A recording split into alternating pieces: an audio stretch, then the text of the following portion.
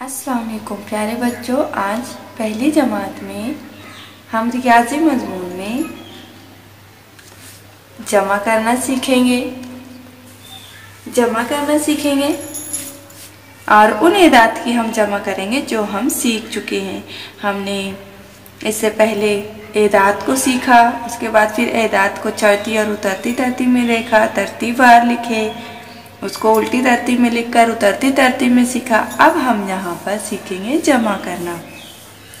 जब हम गिनती सीख रहे थे तो ये देख रहे थे 1 और 1 2, 1 और 2 3। तो इसी तरीके से अब यहाँ पर हम जमा करना सीखेंगे। यहाँ पर आप देखेंगे शाहिद और रजिया एक एक पासा लेकर बैठे हैं।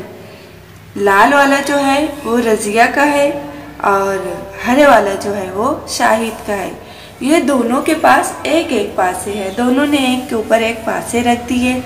तो एक और ये एक दो पासे रखे हुए हैं, दोनों के मिलाकर 2 पासे हो गए। अब 2 अदद को मिलाने के लिए उनको जमा करना पड़ता है और जमा की अलामत इस तरह से नज़र आती है। इसके बाद जब हम जमा करते हैं तो जमा करने के बाद हमें जो अदद मिलता है, जैसे कि 1 और 1 जमा 1 2 हो रहा है, तो 2 लिखने से पहले बराबर की अलामत बनाई जाती है।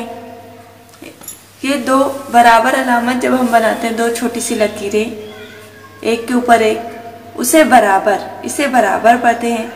यानी कि इधर जितना लिखा है ये अदद भी उतना ही है।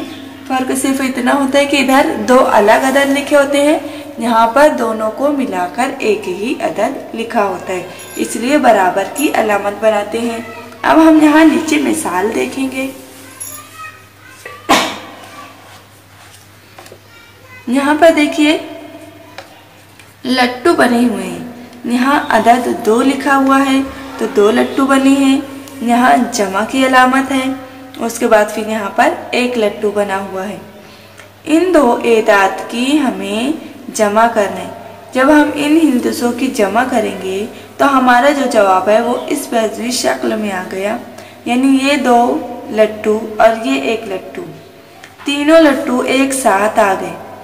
अब हम ये तीनों लट्टू को एक साथ जब देखेंगे और गिनेंगे तो 1 2 और ये 3, यानी कि ये 2 और ये 1 मिलकर 3 होता है। तो देखो यहाँ पर 3 लिखा हुआ है। अब नीचे जो एक मिसाल दी हुई है, लॉलीपॉप बनी हुई है, इसे आपको गिनकर अदद लिखना है। यहाँ पर कितनी है 1 2 और 3, यहाँ पे आपको 3 लिख देना है और यहाँ पर 2 बनी हुई है, 2 लिख देना है। तो अब हम इसे किस तरह पढ़ेंगे, 3 जमा 2। जब हम इसे पढ़ ले रहे हैं, अब इसका हमें जवाब लिखना है। यानी बराबर के बाद क्या आएगा, यहाँ पर इन दोनों की जमा लिखी जाएगी। तो जब हम इन दोनों को जमा करते हैं तो यहाँ पर जवाब आएगा हमारा 1 2 3 4 5। यहाँ हम 5 लिख सकते हैं। चाहे तो आप तस्वीरों को गिन कर लिखें या फिर अपनी उंगलियों पर गिन कर लिखें या फिर एदाद के आगे ही हम गिनकर लिख सकते हैं। इसी तरीके से इधर भी मिसालें दी गई हैं, लेकिन सबसे पहले मैं आपको ये बता दूं जमा यानी क्या। जमा यानी मिलाना, कुल करना, इकट्ठा करना, बढ़ा देना, जमा करना। हम अब पीछे देख कर आए, 2 था, 2 में हमने 1 मिलाया, 2 और 1 था, इसको हमने कुल कर दिया। 2 और 1 था, इसको हमने इकट्ठा कर दिया।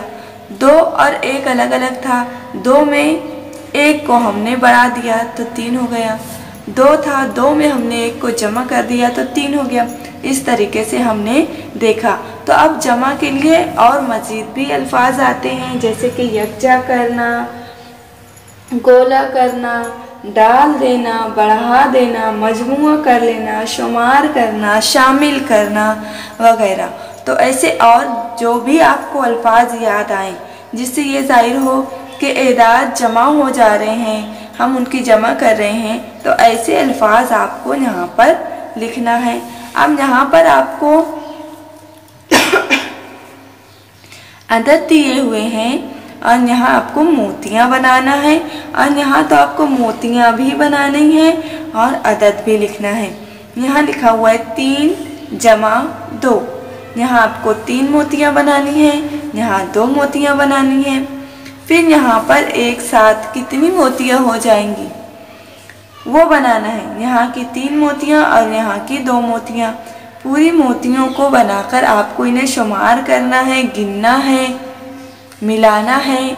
एक साथ जब हम इन्हें गिन लेंगे तो हमें पता चल जाएगा कि 3 और 2 कितना होता है। या फिर हम ऐसे भी कर सकते हैं 3 के बाद हमें 2 उंगलियां आगे गिनना है, क्योंकि हमें इसमें 2 मिलाना है। 3 के बाद आने वाला अदद 4 के बाद आने वाला अदद है 5। तो यानी कि 3 और 2 5 होते हैं। अब यहाँ पर भी हमें जो मिसालें दी गई हैं, तस्वीर को देखकर हम तस्वीर भी गिन सकते हैं या फिर अदद के आगे वाला अदद भी हम गिनकर बढ़ाकर लिख सकते हैं।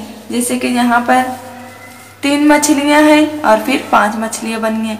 यहाँ लिखा हुआ इस मिसाल को हम इस तरह पढ़ेंगे, 3 जमा 5 बराबर 8।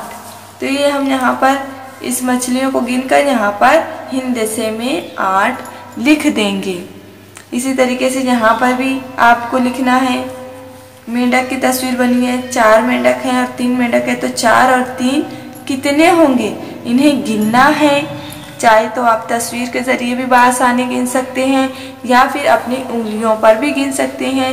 4 उंगलियां और 3 उंगलियां एक के बाद एक इसे हम गिनते जाएंगे तो हमें पता चल जाएगा कि ये कितने होंगे। इसी तरीके से देखो यहाँ पर तो इन 2 मिसालों में उंगलियों का ही इस्तेमाल किया गया है। आप इन उंगलियों को गिनिए और इधर खाली चौकोन में उसका जवाब लिखें और जवाब लिखने के बाद व्हाट्सएप के ग्रुप पर इसे सेंड करें। अल्लाह हाफिज़।